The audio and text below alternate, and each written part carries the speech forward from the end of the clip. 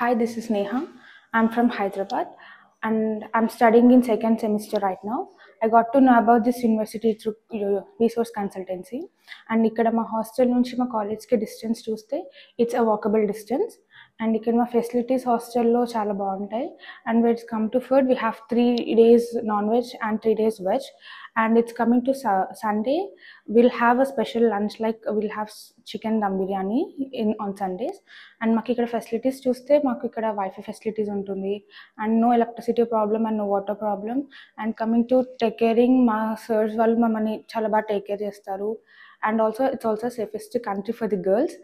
And చాలామంది భయపడుతూ ఉంటారు కదా, గర్ల్స్ కదా సేఫ్టీ ఉంటుందా లేదా అని, but it's not about safety problem, it's 100% safety country.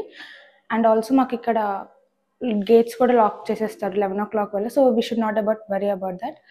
So thank you, research, and thank you for this opportunity.